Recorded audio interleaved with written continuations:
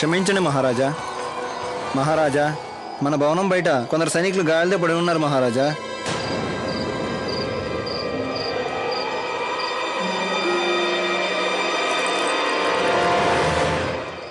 బంధించండి ఇతన్ని.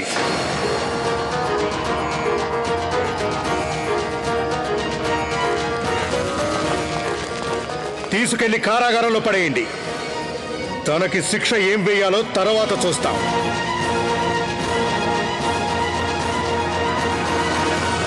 మహావీరులైన మా సైనికులకు ఈ గతి పట్టించిందెవరు? క్షమించండి మహారాజా, వాడు మొహానికి ముసుగేసుకుని ఉన్నాడు. అందువల్ల వాడెవడో మాకు తెలియడం లేదు.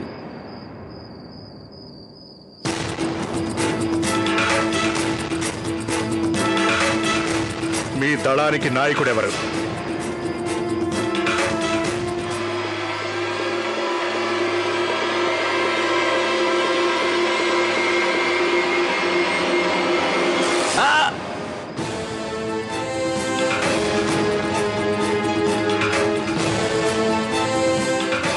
అంటే వీడు ఆంగ్లేయుడన్నమాట. ఆంగ్లేయులు మా సైనికుల దుస్తులు ధరించి రైతులని శిస్తు కోసం పీడిస్తున్నారని ప్రధానమంత్రి అన్నమాట నిజమేనన్నమాట. మీ దళానికి నాయకుడు ఎవరు? యువర్ మేజెస్టీ సైమన్ ఫ్రేజర్ గారే మా దళానికి నాయకుడు. సైమన్ ఫ్రేజరా? గౌరవనీయులైన మోరోపంత్ గారికి వందనాలు. మహారాజు గారు తమ మంత్రి వర్గాన్నందరినీ అత్యవసర సమావేశానికి సభకు రావాల్సిందిగా ఆదేశించారు. తమరు కూడా మంత్రుల్లో ఒకరు గనక తమర్ని కూడా రావాలని రాజుగారు కోరారు. అలాగే.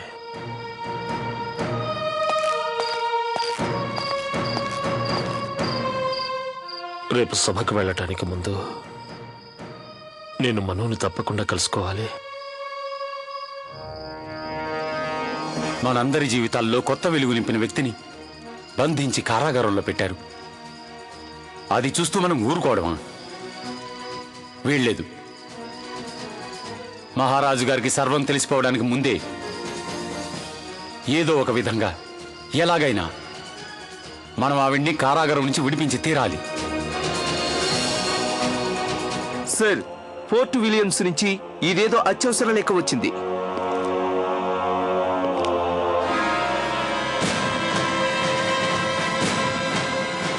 ఏమైంది?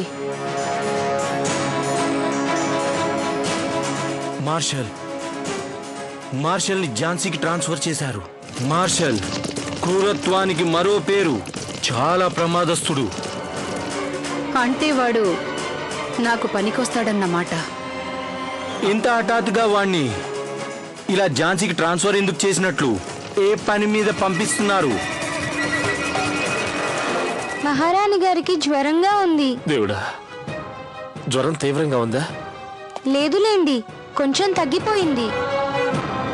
బాబాయ్ గారు, ఆవిడ గారు లేవగానే మీరు వచ్చిన సంగతి ఆవిడకి చెప్తాను.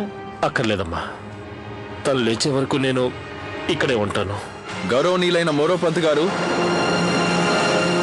అందరూ సభకు వచ్చేశారు. అక్కడ మీకోసమే ఎదురు చూస్తున్నారు. ఆ ముసుగు దొంగని సభలో ప్రవేశపెట్టబోతున్నారు. తెలుసులే, అక్కడికే వస్తున్నాను. ఈ రూపంలో కనుక నన్ను గుర్తుపట్టడం జరిగితే సభాసదులు మంత్రివర్గం అందరి ముందు మహారాజు గారు సిగ్గుతో తల వంచుకోవాలి. లేదు, నేను ఆయన అలా అవమానానికి గురి కానివ్వను. నా ప్రాణాలు పోయినా సరే నేనెవరన్నది బయటికి రానివ్వను.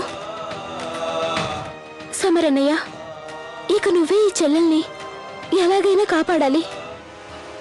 మేము తమరిని ఇక్కడికి చాలా ముఖ్యమైన పని మీద పిలిపించాం. సైనికులారా, బందీలను హాజరుపరచండి.